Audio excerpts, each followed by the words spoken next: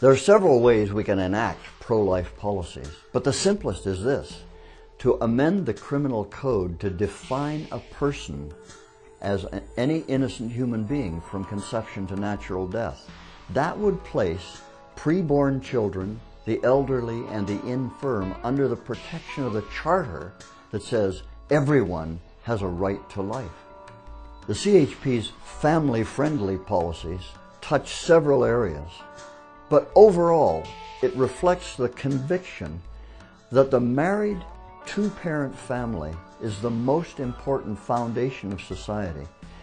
Public policy should reflect a recognition and a protection of the important function of a family in providing and nurturing and transmitting the culture to the next generation of our citizens. One of our most important family-friendly policies is the family-friendly tax credit. It touches on child care, but in a totally different way than all of the other parties. Our tax credit would give a $1,000 a month tax credit to any family where either parent chose to stay home and raise their own children. We also believe that there should be preferential tax policies to reward families for the responsible execution of their important function. For example, income splitting. Single income families now pay a premium of thousands of dollars every year. They ought to be relieved of that burden by being allowed to split the income between both parents. Income tax deductibility for interest on mortgages, at least while the children are home. And indeed, policies that would make home ownership an affordable goal for more families. All of these are ways in which we can strengthen and support the natural, married, two-parent family.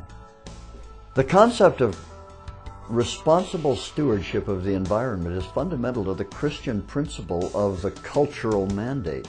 We should do everything we can to pass this world on to our children in at least as good or preferably better condition than we received it.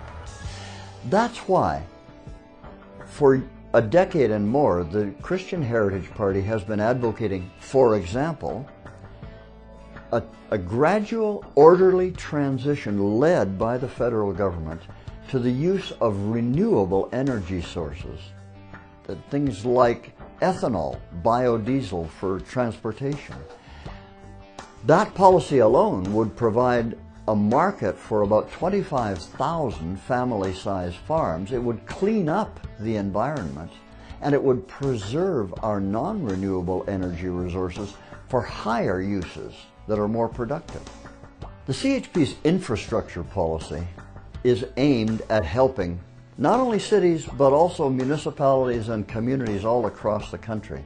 It's actually a revival of a policy that was successfully used at the end of the Second World War, when the government was concerned that the return of 2 million soldiers might create massive unemployment and plunge us back into another depression.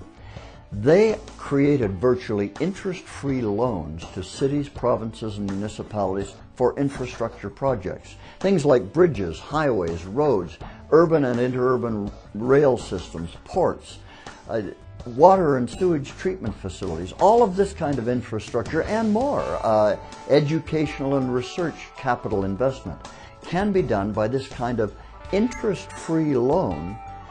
The construction activity, the increased economic activity of the policy alone provides the increased revenue needed to discharge the debt, so it can be done without taxing you.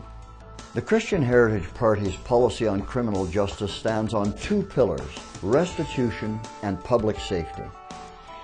In nonviolent crimes, the important thing is not to imprison the offender, but to bring him or her face to face with the consequences of their action by making them make restitution to the victim, who all too often is forgotten.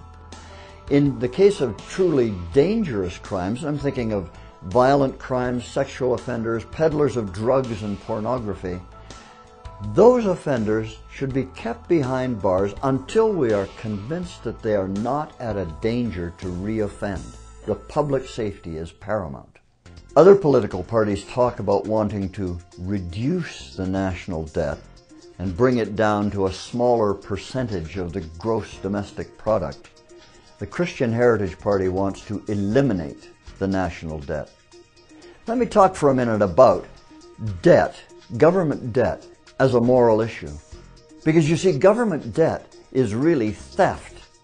It's stealing money from our children to buy votes today. The Christian Heritage Party has a plan very similar to the average householder's mortgage, whereby we make a monthly payment of more than the principal of the debt, so that within 20 to 25 years, Canada could be debt-free. That would release much more money for needed social programs, and it would leave more money in the taxpayer's pocket. One of the most important of the CHP's policies, and one that is unique to the Christian Heritage Party, no other party will touch this, is the defense of democracy and the Constitution from judicial activism. Let me give you an example. The recent decision by the Supreme Court that said that swingers clubs for casual sex are legal and indeed protected, they say, by the Constitution. Do you believe that? I don't. And coupled with the low age of consent for sexual activity, this kind of policy makes our adolescents accessible to sexual exploitation by adults.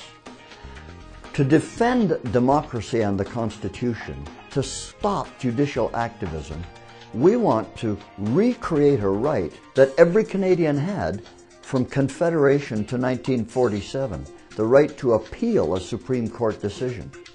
The most famous example of that right being exercised was between 1927 and 29, when the Supreme Court had ruled that women are not persons. 5 ladies from Alberta appealed that decision and won.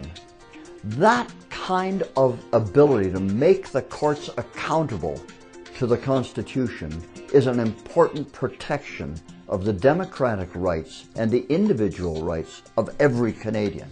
We want to restore it.